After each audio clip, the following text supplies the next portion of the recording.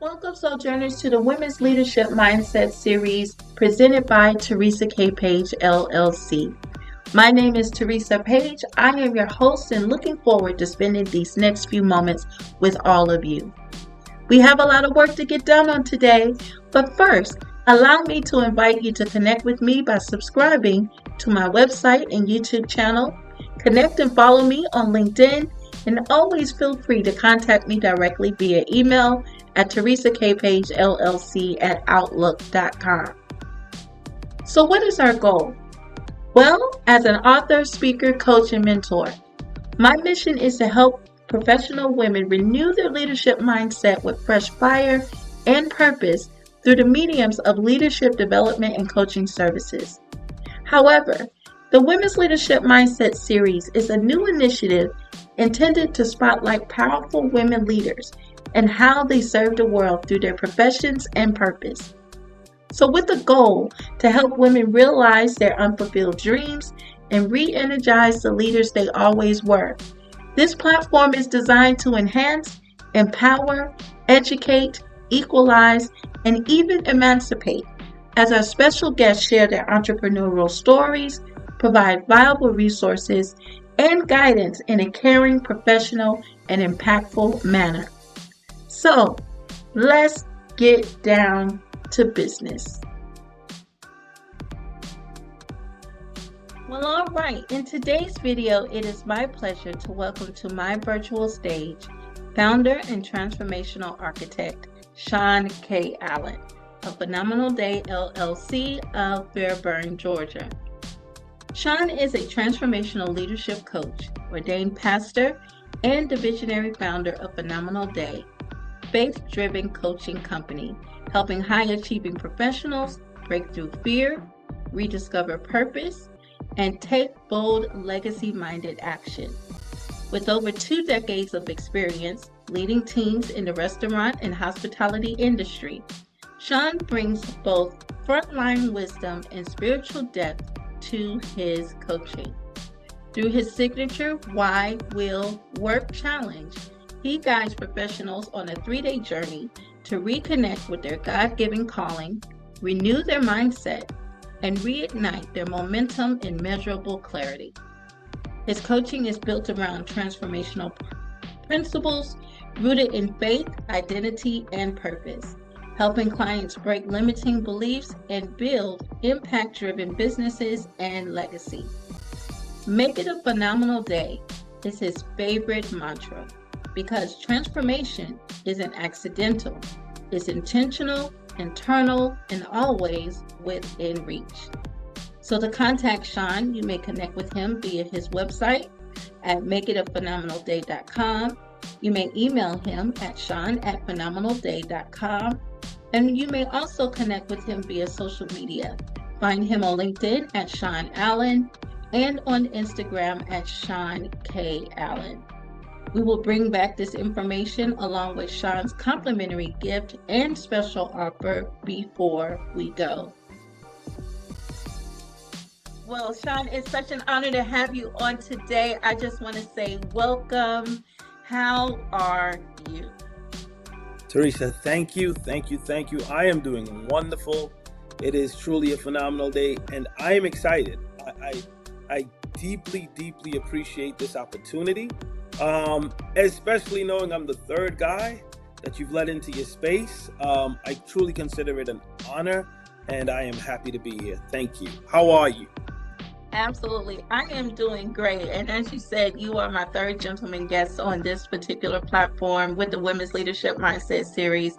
And it is such an honor to have a gentleman of your caliber, your influence and affluence to share with us and our listening audience on today. As we prepare to get into our conversation, I first want to give a big shout out to Denise Renee, business book writing coach, writingwithDeniseRenee.com. For actually facilitating this connection, because we actually met in one of her networking spaces, her meetups, and that's how we had the opportunity to meet. So she's a great connector. So I just want to give her a big shout out. And so thank you so much for Denise Renee for making this connection. So absolutely. Sean, we're going to go ahead and get into our conversation on today. Let's get down to business. Why don't you tell me a little bit about yourself? Okay, my name is Sean K. Alleyne, and I am the founder of a company called Phenomenal Day.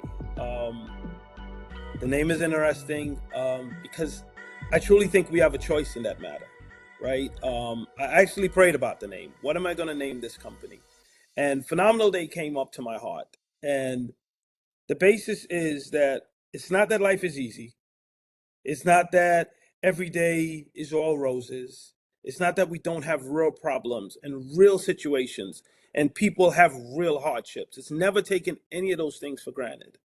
But we have the moment and we could make that moment phenomenal, even in the midst of wherever we are. It's like, I remember one time somebody had asked me, how come it was in a work situation a while ago, and it was like, how come this person doesn't, how come you don't let them get you down? I'm like, well, you know what? I can't give away a day to a person. I can't give away a day to a situation. Yes, this moment may be hard, and it is, but I'm still going to have a phenomenal day because I believe we get a choice. It's written in scripture where it says, "This is the day God has made. We will rejoice." We get a choice. That's our part of the day. And so if I have strength, if I have life, if I have anything in my body, it's going to be a phenomenal day. And so that is what the name of the company is. And I hope my hope and my true desire is that I serve people with that energy that will allow them to see that they can make their day phenomenal also. Absolutely, absolutely. And thank you so much. You already getting in and preaching already. All you need is a book and a text. Ah, That's all right. That's all right. Well, Sean, thank you so much for giving us a little bit of insight and sharing your heart with us on today. Why don't you take us into Phenomenal Day? Why don't you talk to us about what motivated you to create your organization around this particular name? What was that defining moment that inspired you to start this organization to support others? you know what? It I love that you asked that question because it's twofold, right? I believe we have defining moments in our journey. Like this is a real mile marker. But I don't want people to just wait for a mile marker either, right? Because so many people are waiting for this big sign before they start anything. And the truth is, we have signs every day. And for me, I was employed by this company, and these guys were good guys, but they was changing their company. And I remember my role was about to become obsolete, and because they were taking different roles and they were changing their companies, which they had the right to do. And I remember being called into a meeting, and I was sitting outside, and two gentlemen were deciding my future without me.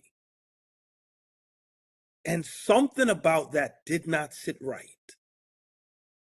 And as I'm waiting for them to come to a decision about how they reorganized the entire company. It wasn't just my role, it was multiple roles.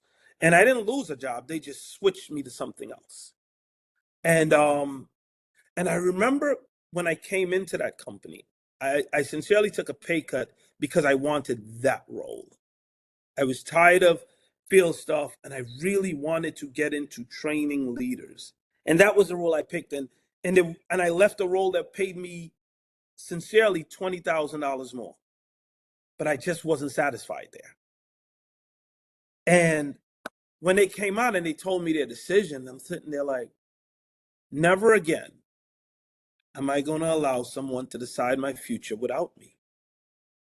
Like, we have to be in that room and we have to talk about it because my kids were younger, so there was babysitting around this and who's picking up, my wife is dropping off. I'm All these things about my life was arranged around it.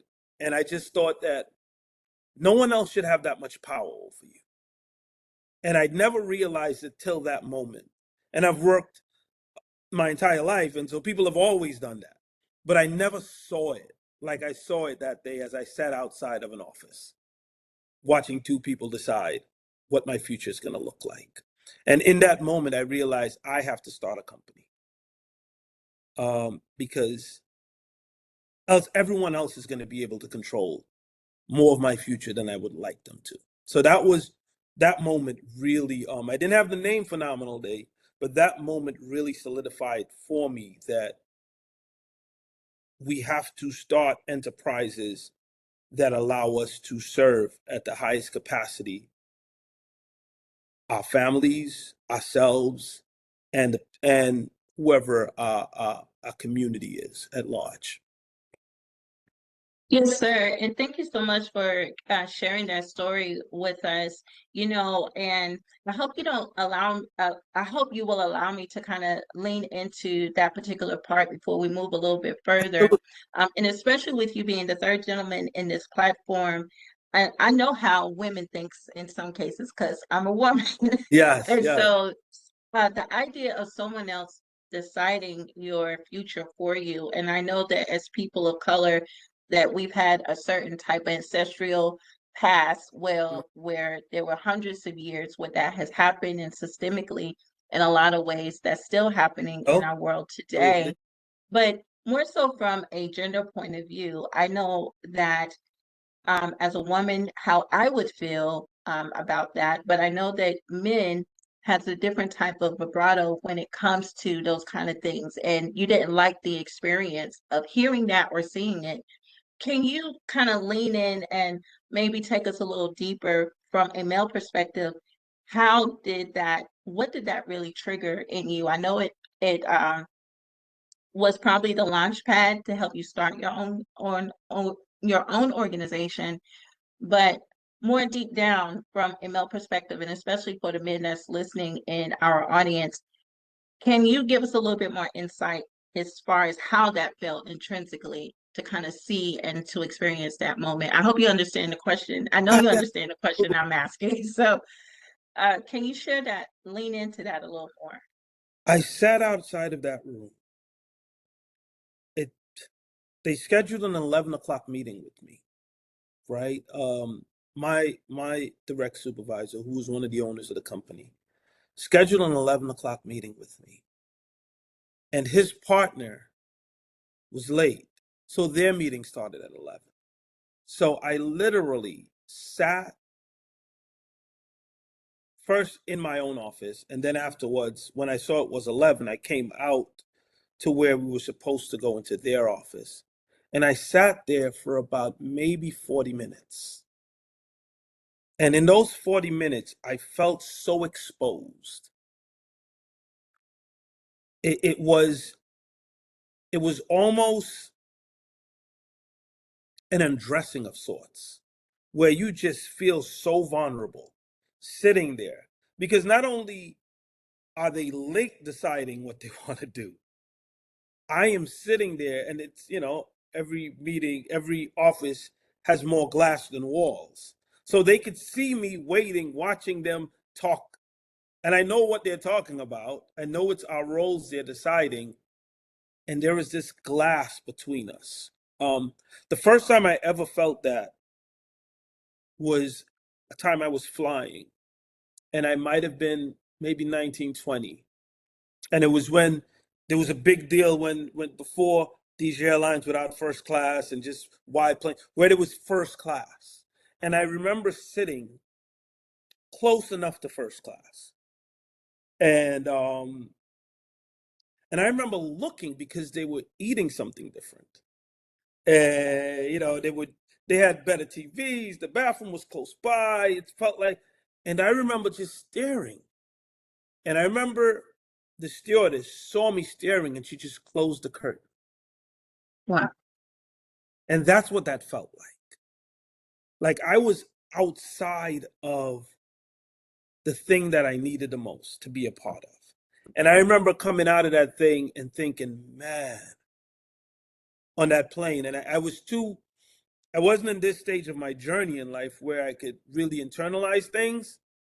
But I remember thinking on that plane that, man, there's something different about first class than regular class. Even though we're all on the same plane, we have totally different different views. Like what they see and what I see is totally different. What they ate and what I ate was totally different. And even looking in wasn't allowed. And that felt like the same first class experience. Now I just have language to put to it. It felt like that door, that office door, separated me from my future, where somebody else is deciding it. And as a believer, I think only God should have that place in your life, where because he loves you so much and understands what you need, he can make a decision for you without you. Everybody else should make a decision with you about you. And so it just as a man it felt it sincerely felt like a stripping away of manhood. Like I can't decide for myself what I want to do. And I really sincerely did not like it. And I'm not even sure that is what they intended, right? Like no one sat down and plotted that. However, unintentional blows hit as hard as intentional blows. They don't hit differently. But that's how it felt. And um and I know I didn't want to feel like that anymore. Yes, sir. Thank you so much for sharing that with us. And I know we're going to get further into our conversation, but just kind of still want to lean in that Mhm. particular area with you just a little bit more because we're our in our current society right now, there's a lot of angst that's going on. There's been a lot of people that's been where decisions have been made for them and may have thrust them back into the job market. And they may have that feeling of being exposed or that something has been stripped from them, whether they are a man or a woman, just based from your experiences, and it could be from a high level point of view. What are some steps or some tips or suggestions would you give to someone who may be feeling that way, whether they're still working or just newly put back into the job market, or may have been in the job market for a long time and still waiting? What suggestions or tips would you give to those individuals that are feeling exposed, feeling vulnerable, feel like a certain part of their pride or whatever has been taken away? How can they reclaim that, whether it's related to their career or maybe other personal spaces in their lives? What are your thoughts about that? What are some tips to help them um, to reclaim their power, so to speak? I'm glad you asked that. I continued to have a job, right? At that point, I didn't lose a job. I was just reassigned. Um, in that moment, I realized for the first time in my working career, and I've worked my entire life. My first real job, I might have been 18. I did some stuff at 15, 16 at grocery stores that my parents' friends owned. But my first job was at 18 years old, and I've worked consistently outside of a few months, probably my whole life. The entire time I worked for somebody else, no matter who it was. I worked for somebody else. I worked for this company. I worked for that company. In that moment, I realized that you have to work for yourself. And I don't mean, and working for yourself does not mean you have to be an entrepreneur, because everybody isn't an entrepreneur. But you have to see yourself as an entrepreneur. So, whatever your last name is, mine is Alleyne. And so I am working for Alleyne Inc. no matter where I work. And so now, no matter what they decide, because we saw this coming, right? So there were signs that was coming up, and I was just trusting they would do the right thing based on the work that I put in. If I was working for Alleyne Inc., at that point, I would have found something else prior to their decision. Because I would not wait for somebody else's decision to just affect mine.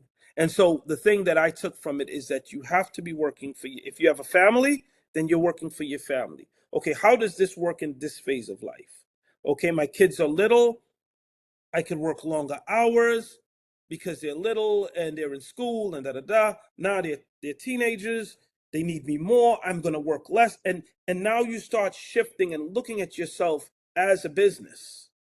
And whether you're a business in somebody's business or you're a business at your own business, we are way past the time when we are just people's employees.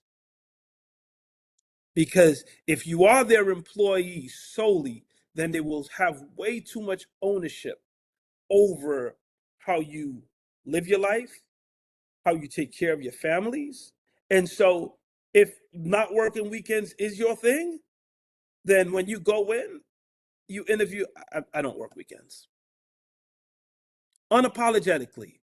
You don't have to be rude, you don't have to be arrogant, but you understand in that stage of your life, whether it's kids, whether it's mother, whether it's taking care of ailing family, whatever it is, you cannot do this. And I promise you, there's a job out there that wants you Monday through Friday.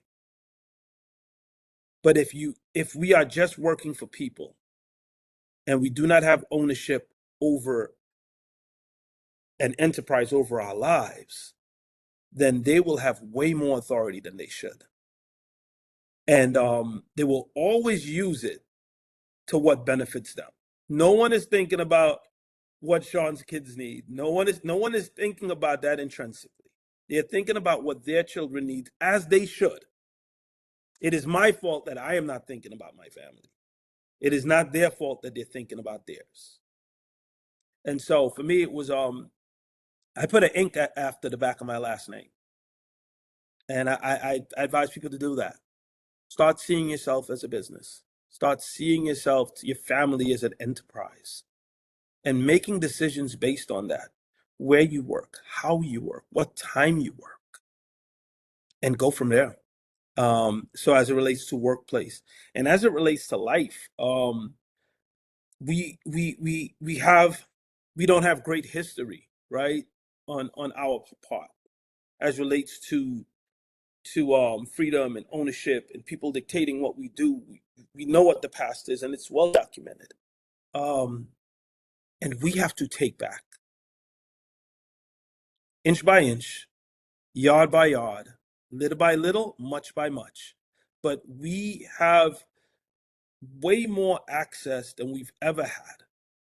What our grandparents did with no access, we have to do more with the amount of access we have, because they did so much before us with very little access. And so we just have to sincerely wake up, sincerely. And again, that is not some nonchalant pull yourself up by your bootstraps saying, but we have to wake up. We have to find something that we value. And that has to come from in us. Not something outside, but something that we value in us, something that we value in our spouses, something that we value in our children, and move forward. Else people will always take ownership over us. Absolutely. And thank you so much for giving us some insight. I love the way that you said that how we as individuals, regardless of what our roles are, whether we're employed, not employed, or own our own business, that we should see ourselves as an enterprise, as entrepreneurs, and make informed decisions about our lives from that particular leadership mindset. And I like the way that you formed that, and it kind of gives some insight about why you're so passionate about developing leaders. And Yes. so that's where we're going to shift right now, Yes. is because talk to us. This is now our opportunity to talk a little bit more about your organization, Phenomenal Day LLC. Why don't you take us behind the scenes? Talk about what it is you do, specifically what are the services that you offer, and what type of target niche that you like to work along with. So share it with us. What does it look like to work with Sean with Phenomenal Day LLC? What are your services and who you like to bring inside your camp? Can you take us there? Absolutely. So there's a few ways I enjoy serving. Um, it's either individual or group coaching. I love groups. I love individuals too, but I truly love groups because groups have a power of synergy and people working together, and the group motivates in a way that individuals, not that they can't, but it's just more difficult. So I love individual coaching, but I truly, truly love group coaching. I also have a challenge that is starting up in August, that's going to run monthly. And so those are the three first three ways that I serve. I also speak um, at events, and also, so those are the four pillars right now that I work with. The people I love to work with, that is what excites me. And so I truly, and it's beautiful that your audience is who your audience is. That is 80% of who I coach are female entrepreneurs, or females debating entrepreneurship. Um, and that is probably because of my mom. I absolutely, absolutely have a phenomenal mother. My kids have the benefit of having the best mom and the best grandmother in the planet. They do, and because I had the best mom on the planet, and I learned so much from her, and from her work ethic, from her ability to love, from her capacity to love. Like I did not, when I understood what love was as a 15, 16, 17-year old, I understood it looking through the eyes of my mom. And when I realized how much love makes you vulnerable, I did not want to love because I realized how strong love and emotion is, and how much it opens you up to anything. And I didn't even want to love because I understood how powerful love is from watching her. And so I know, had she had all the opportunities that we have now, because what she did with what she had was phenomenal. She turned uh, uh, a bike, a little two-pedal bike into a Bugatti. She did everything. And so for me, I think that is where the joy of coaching women started, right? Because I truly believe that within them is such great leadership. Like, I've got a wife that I value deeply, but I got that from my, right, learning to value women, learning to know their worth and those type of things. I learned that from having a great mom. And so I don't see, so when I came into this business, I never saw leadership as a male dominated field or a gender dominated field. I saw leadership as a people field. I don't see this gender is stronger at this and this gender is stronger than that. And so, and the thing that I loved about working with female entrepreneurs is that you get to the crust of what it is quicker. It's how we're built, right? And so, and I work with male clients, but I work with male clients that I don't have to do the chest bump thing with for 3 sessions, where we just talk about what we've done and what we're doing and what we've done and what we're doing and what we've done, and I did this and you did that, and it takes too much time. We don't have that much time. Right. And with women, you could go from 0 to 20 so much quicker. And it's not, in my experience, in my humble experience, there are less there is less walls around ego. And so we could get to the root of where we need to go quicker, and they could advance faster. And so the guys that I do deal with don't have ego issues. And so we're able to get to where, because that's why I'm here. I'm not here to prop you up. I'm not here to flatter you. We are here to get the work done that you need to get done so you can be the person that this world needs you to be, this person that your family needs you to be. And for me, that journey at times happens a lot quicker with the ladies, because they're just so, at times, so more in tune with themselves. And it's, it is what it is. It is.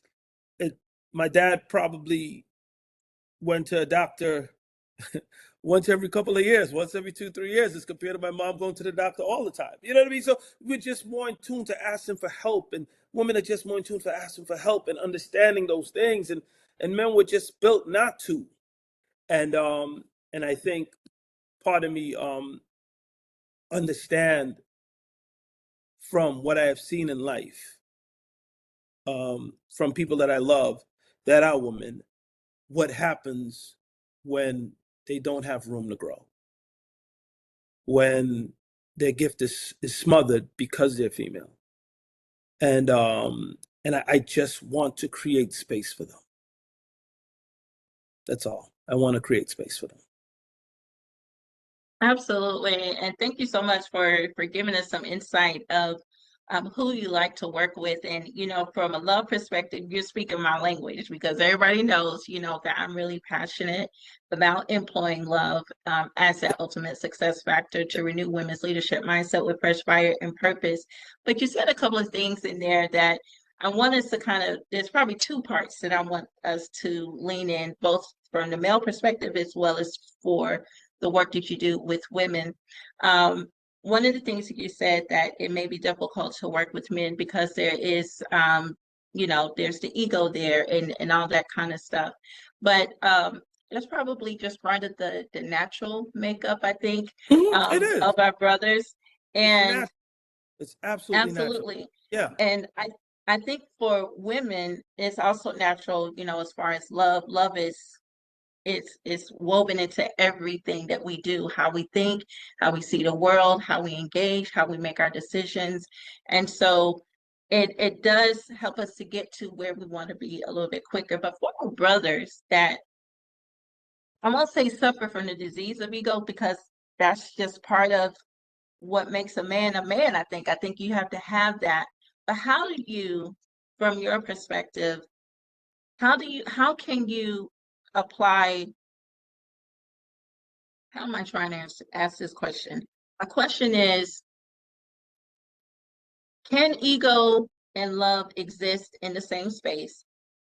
And if they can, from a male perspective, what do you believe, what components of love do you believe that you can apply to ego to then maybe help some of the walls come down, to help them to reach the life that they actually want to reach? Because it does take components of love to do that and maybe pull down some walls that they may have experienced in their own life. So how can love and ego work in the same space, do you believe?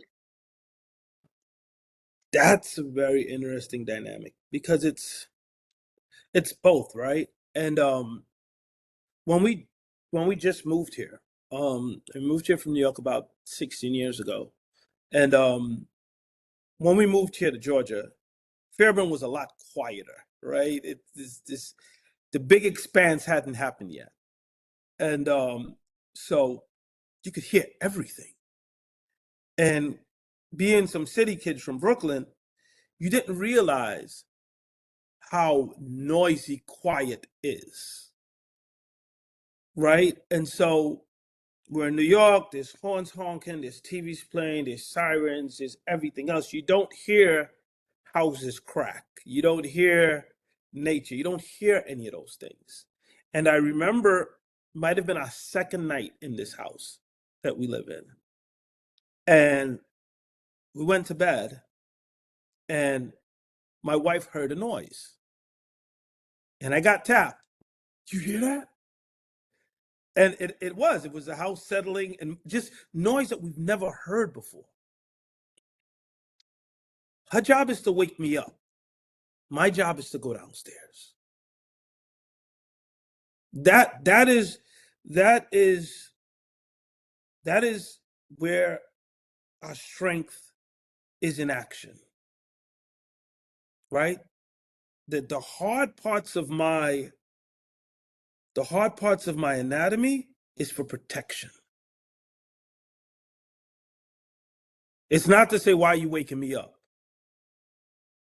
If she feels that it's noise, and it was noise, I'm a sound sleeper, but it was noise, then my strength is directed outside. my strength is protection. Inside, my strength is care. And I had a sister that said it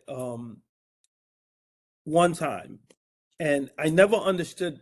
Again, there's so much things we don't have language for. But she was explaining to me how in my actions, I am able to create space for women. And until then, I didn't realize how much space we take up as men. And I am not talking about men not being men, right? It is not stripping away of male. But everywhere, like I ride public transportation in New York the whole time. And so even how we sit on the train, we sit in about 2 seats, right? Because of how we sit. We sit in about 2 seats. How we stand. And we have to be mindful of allowing space to happen. So if I'm in a boardroom and it's 4 of us and 1 lady, I've got to be mindful that my voice doesn't overpower her just because her voice is lighter, right? She shouldn't have to scream to get her point across. I should be able to lower my voice a little. I should be able to understand, wait a minute, I've answered 6 questions and she's sitting right there. And not just because it's her, it's because it's anybody. We have to be able to create space for people. And love can exist. I think ego as a word just has such a connotation of something negative. I think strength is what it is, right? Because strength exists, and it exists. And my strength is to protect my family. My strength is to guard the door. It's the little things. It's the little things. So if I'm not on vacation or out somewhere, she doesn't get to take out the trash. And I get mad about her taking out the trash. Like, don't take out the trash. Like, leave it. Like, it's in the back. Don't wheel it to the front. I get it. And I realized because she loves the trash out 3 hours before they pick it up. And I love to pick out the trash as soon as I hear it coming. And that would drive her crazy. And so now I started taking out the trash early because I don't want her to take out the trash. That's what my strength is for. If I'm gone, then yeah, trash got to go out. And it does not make her weaker not to take the trash out. So it's not about one person being weak and one person being strong, but it's how our strengths and our love combine to protect our families, to protect who we are. And so I do believe they can exist. I do believe they have to exist. Not only that they can exist, they have to exist. I am better because you exist. You are better because I exist. We are here to protect each other. We are here. We have different things. It is, and on a high level and on a deeper level, because there are those that think one gender is better, but just from a higher level, when God said, "Let us make man in us like this in an image," he was talking about male and female. It wasn't man male. It was both of us. So what is great and strong about you exists in God. What is great and strong about me exists in God. And it just exists separately in us so we could complement each other. Absolutely. It is to batter each other down with. My strength isn't made for abuse, and her love isn't made to be a knife. We're made to complement each other. So it is, I think you have to be mindful of creating space. And our sisters got to be mindful of allowing us to. That's all. Absolutely.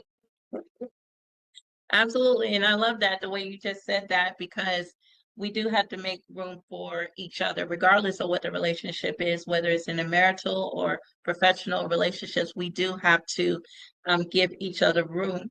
So I want to get back to your organization, Phenomenal Day LLC, and You're making understanding me that. close to cry. I'm just letting you know that. You're making me close. Oh, bless your I heart. stop messing this stuff in, man. You messing with the image here. Oh Yes, God, Lee sir. can't Well, stop sniffling. well, I appreciate you showing us that love and ego can exist, and it's all right. Golly. Yes, sir. So, I love that you that um your part of your service demographic is with women entrepreneurs and things like that. You mentioned a little earlier that you have a challenge Yeah, that you actually call the WWW challenge, Why, yeah, Will, and Work. yes. Can you tell us how does this particular challenge work within the parameters of your organization, and what type of inspiration or breakthrough should your clients expect from this particular challenge?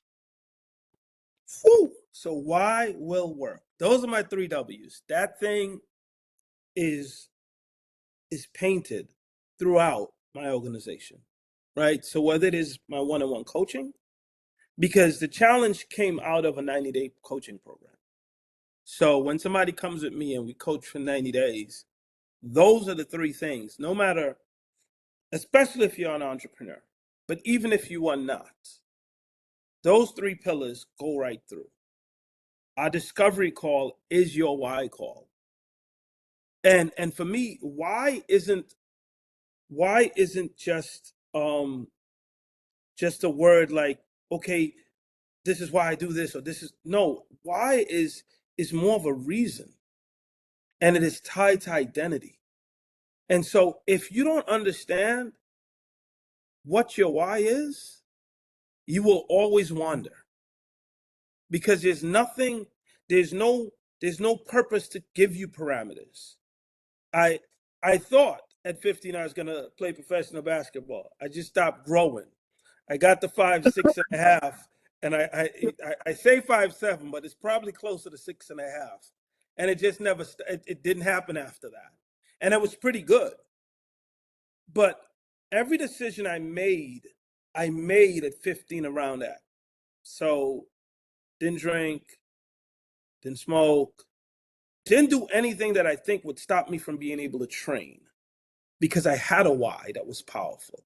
And so it didn't matter what my friends were doing. It didn't matter who was going what. I can't get arrested. I can't do this. And it wasn't, and the policing wasn't outside of me. I was holding myself to these standards because I thought I was going to go to the NBA, and and this is what I have to do to get there. And that is what a why gives you. A why gives you an internal system that helps you make decisions that will help you get to where you're going. Because what a why does more than anything else, it creates a real path for you. And so everything I do start with a why. And so just like how you, and I love the questions you ask, because that's what I do in coaching. Okay, so why are you doing this? I want to make more money. But no, you don't. You don't. That's not why you're doing this. So why are you doing this? And then you find out, man, I was hungry as a teenager, and I never want to be hungry again. And so this drive, this 20-hour days, so you're not going to be hungry again. And so when we sit back and we go through the fact that you're not hungry, and you haven't been hungry for a long time, then you realize you don't have to work 20 hours anymore. And so we get to the core of a why. But for me, I found out a why without a will doesn't work, right? And so I remember having whys before, and oh man, I make my little vision board and da da da da da da da da da, and I write stuff down, and I have at least 20 of those things that no change came from, because a why has to be married to a will, and our will is your mindset. And um, unfortunately for us as a people, it is a little bit difficult because we've been lied to so long. And a lie ends up sounding like the truth. right? If you hear a lie long enough, not only does it sound like a truth, it sounds like it is in your head, like this is your voice, and it's not. And so, as relates to the will at our challenge and while coaching with me, what we do is we really break limiting beliefs. We confront fear-based cycles because sometimes we just operate from a place of fear, and we allow opportunities to go by, or we shrink back. We don't raise our hands. We don't move forward because this is not going to work. Well, this person tried it and it didn't work for them, and even the people that are trying to protect us. I don't believe every person is a hater. Sometimes they just don't want you to go through the pain they went through. Right. But that doesn't mean you will go through the pain that they went through. 20 years ago, that opportunity may not have been there. And so I help people to break through fear-based cycles and rewire how they actually see themselves. Because it's a difference between a lion and an elephant. From a size standpoint, a lion should not eat an elephant. The elephant is way bigger. With its leg, it could crush a lion. However, I think it was Miles Monroe that said that when an elephant sees a lion, he thinks that he's going to be a meal. When a lion sees an elephant, he thinks he's got a meal. And it doesn't matter that their DNAs are so much different. It doesn't matter that the elephant should crush the lion. The elephant does not believe it could.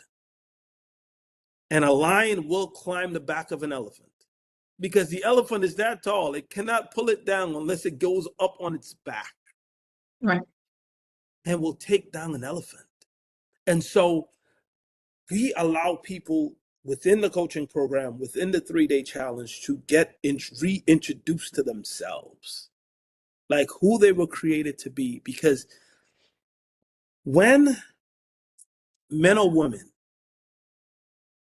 get a reintroduction to themselves, they do no longer, the task is no longer, how do I work through burnout? What you do at that point is you start to build from overflow. So burnout isn't a thing anymore. All these things aren't things anymore because you know who you are. And you're not just running up against things that don't work because you've planned for it not to. Like, I remember in the early part of my coaching program, when I just asked the same people to be clients over and over, knowing that they couldn't be clients over, but I felt good about knowing I didn't ask, right? And I did my ask for the day and I asked somebody, but I was scared to ask the real person. And so often we shoot at a low target on purpose because we are scared to shoot at a high target. And we're scared because we don't know who we are. And so we build the mindset that allows you to go after exactly what you want. Once you have your why, you know what it is. And nobody's why is better than somebody else's. The why is just what it is. From that why, we strengthen your mindset so you could do the will, so you could have the will.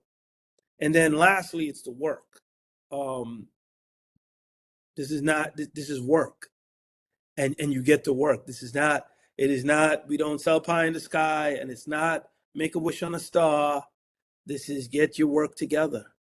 Because it is just so how it works. If you are at a gym working out, you get way sore before you get cut. Before you see muscles, you feel pain. And that is what it is. And so you have to be able to put the work in to do the job you need to do. And so as part of even the coaching program and the challenge is we teach you how to create offers. If you're an entrepreneur, how do you create offers? And how do you create a better offer than you have? Right? How do you dream a real dream that would allow you to create the kind of offer that would allow you to be successful? And so I teach offer creation and just how to maximize your space within your influence. And so that's the crux of the challenge. It's set up in 3 days on 3 pillars. So the first day, we were really composing a powerful why statement, if you don't have one yet. Whether it is for you, whether it's for your business, whether it's for your life. Um, After that, it is mindset work. We are breaking down those barriers. After the mindset work, we are doing the work. Okay, so you got your mindset together. Now, how do we take this thought and get it to the marketplace? Is your niche a niche that would allow you to take it online? Is your niche a niche that it goes person to person? How do you best serve your niche? And based on what your why is your niche sufficient?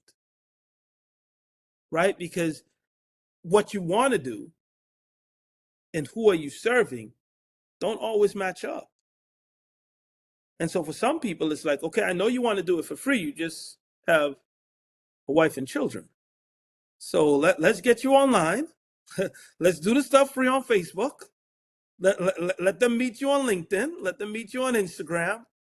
And now let's go out and make money for your family. And the desire to do stuff for free, do it on Instagram. Do it on LinkedIn. You still get to serve for free and make an income. And so that's the three together. But it's a part of my coaching program. Anybody that coaches with me, we go through those three things. And even if you're not an entrepreneur, the work still is valid. Because how does your job serve your family? Is it the right job for what you want? After you figure out what you want, and a lot of times people figure out what they want and they realize this job doesn't work for me.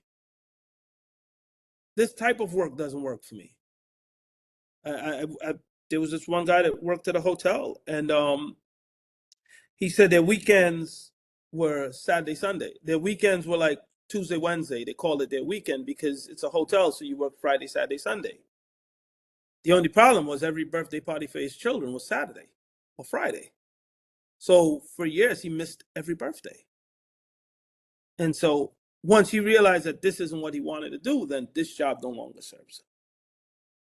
So how do you reorganize your life? Is it going back to school? Is it taking some more classes? What is it? What does that mean? How do you shift that? So now your employment aligns with your life.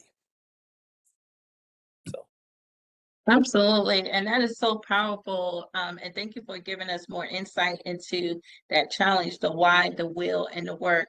I do know for me that, and and even in what you were talking about when we are reintroduced to ourselves, that there, whatever the barriers that we perceived as barriers prior to, they no longer exist for us. And I think that's something that love has done for me, that love, my purpose development in love, understanding what love can do and what love cannot do, that there are certain things about that. It helped me to reintroduce me to the leader that I always was and maybe just didn't realize that. And as a result, even in with my own organization, I have been recently challenged about enlarging my vision because apparently I've been the culprit of trying to squeeze a big vision into small spaces. So I'm now starting to take actions as far as moving my work into taking bigger risks, moving into bigger rooms, kind of just stretching myself out to put my work and my products into larger spaces that I beyond just my friends, beyond just family, beyond even the niche that I thought that I was supposed to serve. So I love how this challenge works. And I know if it's and I haven't had a part of that, but for women that may be listening to this conversation on today, and especially those who have that entrepreneurial spirit, a lot of times entrepreneurship is not really just about making money, but it is no. trying to create something that will last beyond ourselves, whether it's to protect our families or to continue to feed our communities. But it's not just about success. While success is up there, it's Yes. not just about that, but it can also lean into one of my favorite words, which is legacy. And creating something that will live 1,000 years beyond my own life. And so that's become really important to me as an entrepreneur and in my work. So based on the three W's, this 3W challenge, how does the concept of work help your clients move beyond just maybe the hustle into something that's more purpose driven, as well as in that space of legacy, which we also like to use the word generational? How does work then propel us forward beyond that? Legacy is a word I wish I discovered in my 20s. I really did. I really discovered legacy maybe 3 years ago, maybe two. I was listening to someone on a podcast explained, it was a gentleman, it was Myron Golden, and he was explaining historically how how how in the West, among because he's a Christian guy, so he was talking about Jewish people and Judaism, and how they historically take care of their families. And it totally blew my mind in the sense of an inheritance for us. I'm gonna say, I'll take ownership of it. What I understood of an inheritance is something that you left your kids when you died. So you die and you have good life insurance and they get it then. But what happens if you live to be 70? What happens if you live to be 80? What did they get? And let's just say, for just the sake of math and easy numbers, you live to be 80, you started having kids at 20, they're 60 by the time you die. So from 0 to 60, they have gotten nothing intentional in the way of legacy, because in our mindset, they're going to get it when I die. However, in their culture, they got it while they were alive. So when a young man is at the age at that point to go marry, his father would give him property. There's no cars or anything like that, but he would have a house and a part of a business, because it was all family businesses. It was only three ways of employment then. It was either you owned your own business, or you were in an army of some kind, or there was a small group of people that worked for people.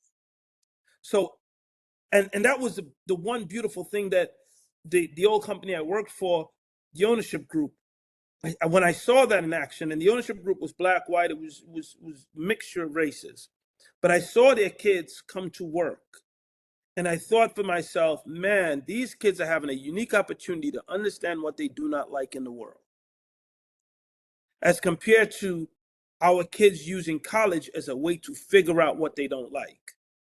So it's $300,000 later to find out that you don't want to be a nurse, because your parents weren't nurses, so you can come to work with them. And so legacy for me is absolutely important. And it's not what we could leave later. It's what we could leave now. And I think entrepreneurship is not the only way, but one of the easier ways, because it allows you to introduce your children to a line of work that they could figure out whether or not they like it early. Because you could bring them to work with you because it's your job. They could see you do it at home because it's your job. So if you're on the road and you have a conference, they could be the one selling the books. They could be the one selling the T-shirts. They could figure out, you know what? I don't like this kind of work. What else is there, Dad?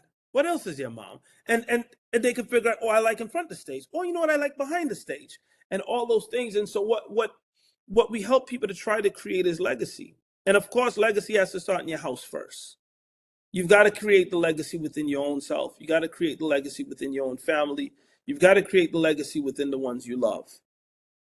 And then after that, it has to spread abroad. And if that is the case, then the people that are working, you realize, I've got to do more. if my job is not just to leave some money for the kids when I die, then I have to challenge myself to be able to allow them to leave and not start from zero. How much easier life would have been if you started life, adult life, with a house, a car, and a bank account. And so I think that's what I see legacy as is what can we do now while we're alive to enrich the lives of the people that matter the most to us. And from the overflow of that, how do we affect communities? And how do we get to 100 years later and 200 years later? It's by affecting communities. And so I think if we are building systems with that in mind, then we're making more money because you have to. And it's not because you need 3 more cars, and it's not because you need 5 more houses. It's because you counted your children and you saw, I've got 3 kids. We need 3 more houses. Not because I want to live in 3 more houses, but I want when she leaves, she has one. When he leaves, he has one. So now I have to think bigger. And I love the fact that you mentioned that you are enlarging your territory of sorts and looking that way because and 2 things, right? If you'll allow me for 2 seconds to be a coach.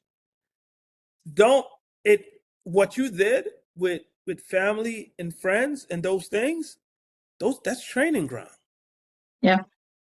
That has to happen. The first mic you hold is not going to be in front of 10,000 people. Because if that's what happens, you won't be able to stand the lights. It'll be way too bright. You have to have integrity in the dark. You have to have integrity with 4 people. The podcast has to have 3 people before it has 3,000. And you have to show up and serve those 3 people with joy.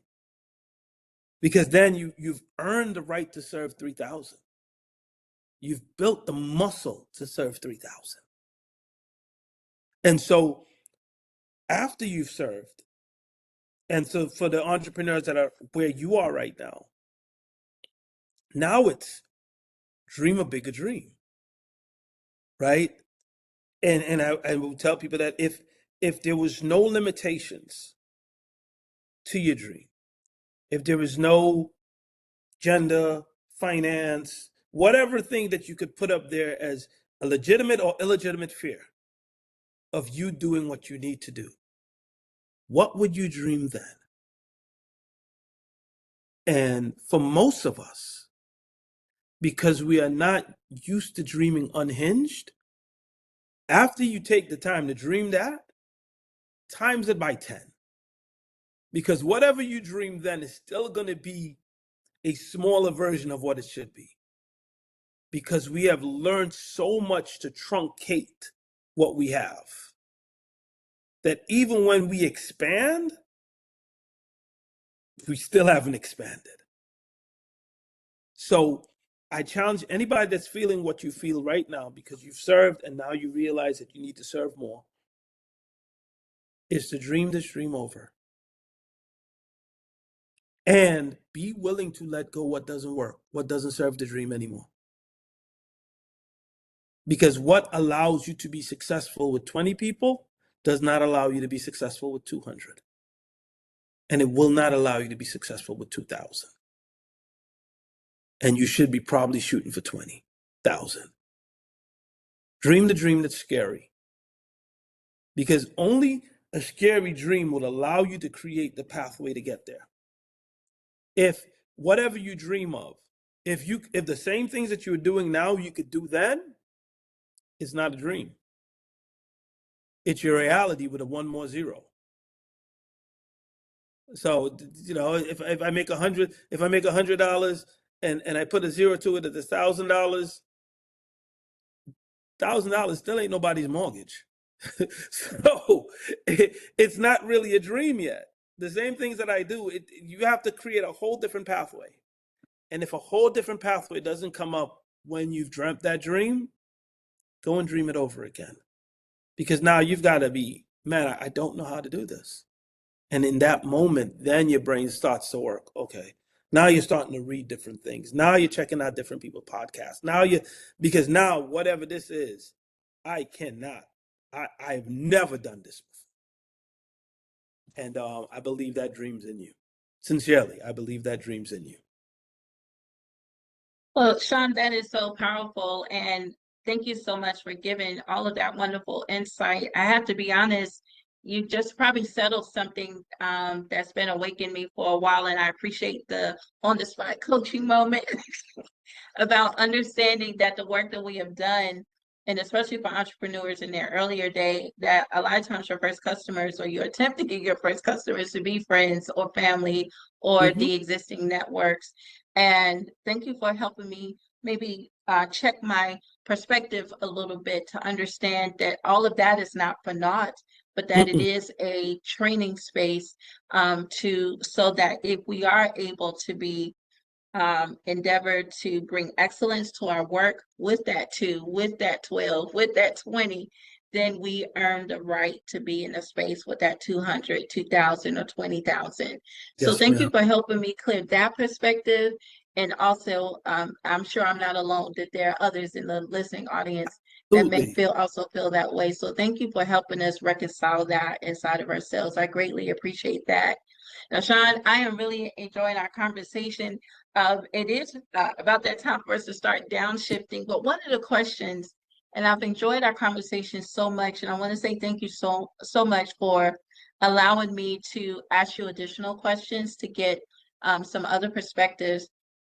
But one of the questions that I love to ask all of my guests is, as you know, love is the foundation of my organization, is what I believe in as far as women being able to fully become themselves, what we were always intended to be from a leadership perspective.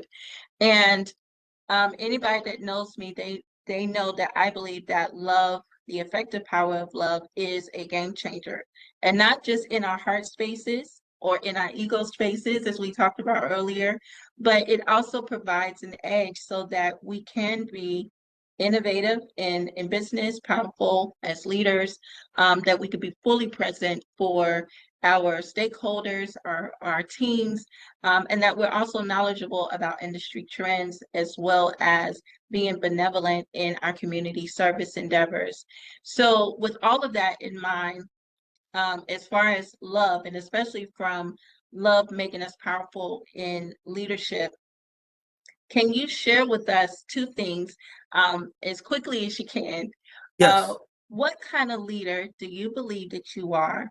And how do you believe that love has tangibly shaped you as a leader? I am definitely a servant leader. Um, it is at the heart of who I am as a person. And love is not a weakness in the boardroom.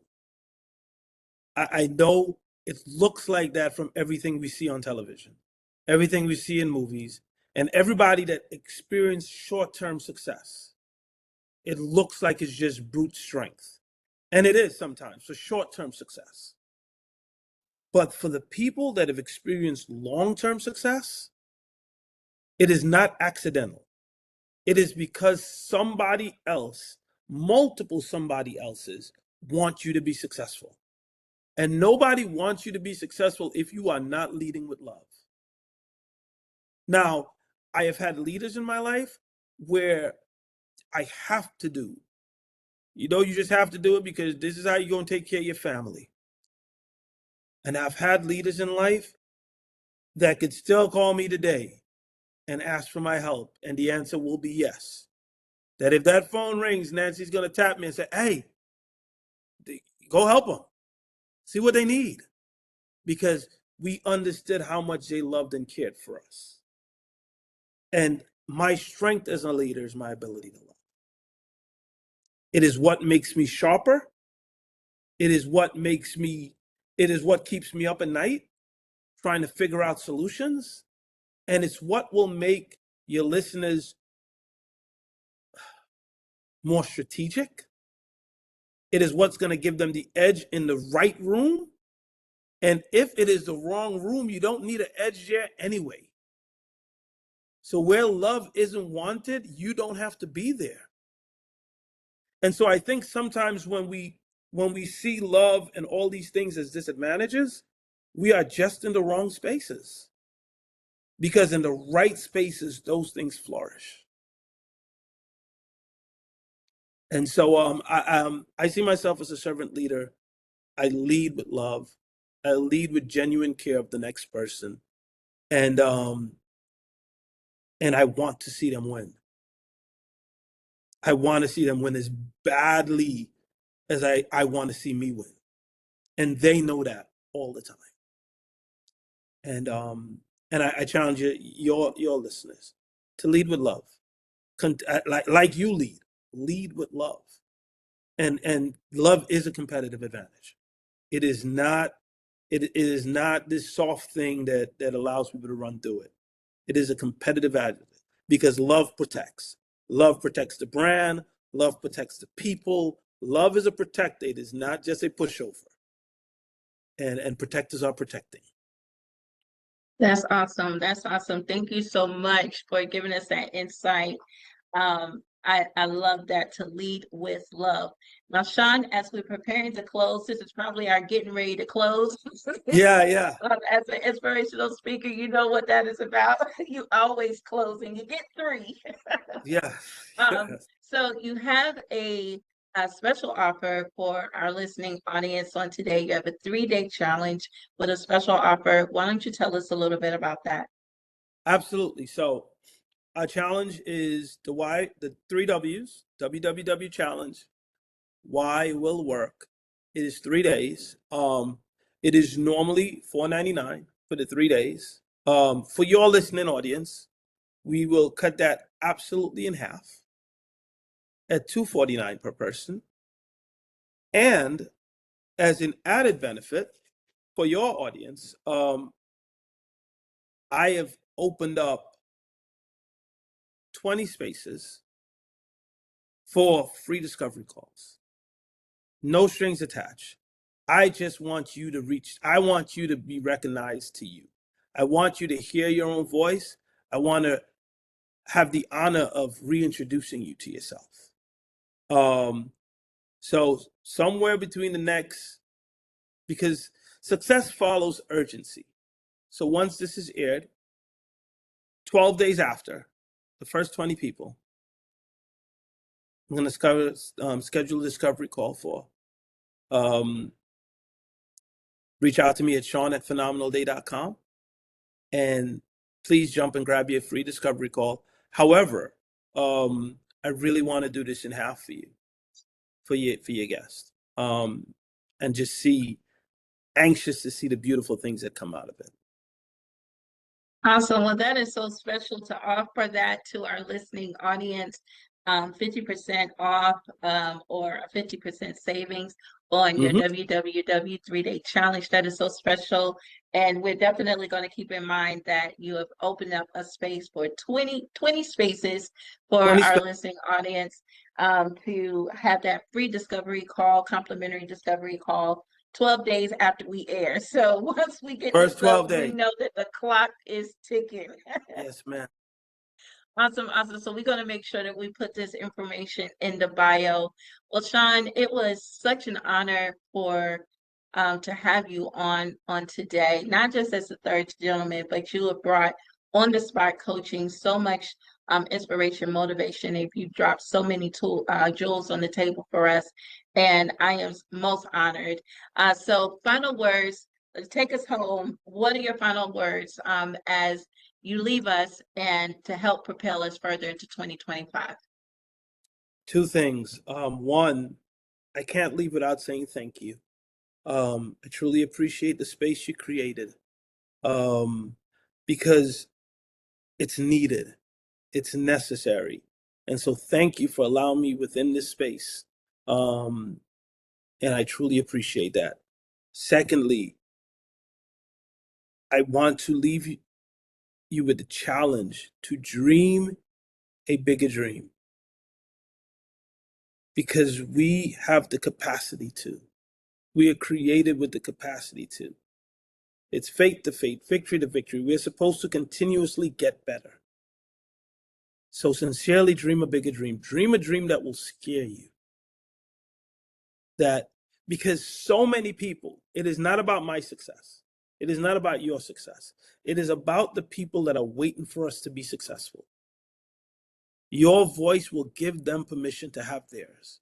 Your rise will give them permission to rise up also. And people are waiting for an example of excellence. Let us give it to them. That's wonderful. Thank you so much. So hear that, audience. Dream a bigger dream. But Sean, thank you so much for joining us. It was such an honor. Thank you. Well, leaders, we want to thank you for joining us. Remember to connect with Sean and his complimentary gift and special offer by visiting his website at makeitaphenomenalday.com. You may also connect with him via email at sean@phenomenalday.com. You may also connect with him via social media. You can find him on LinkedIn at Sean Alleyne and on Instagram at Sean K. Alleyne. So, as a special gift and special offering for our listening audience, Sean is providing 20 spaces for a complimentary discovery call. To claim your spot, contact Sean within 12 days that this episode airs live on YouTube and on Spotify via email.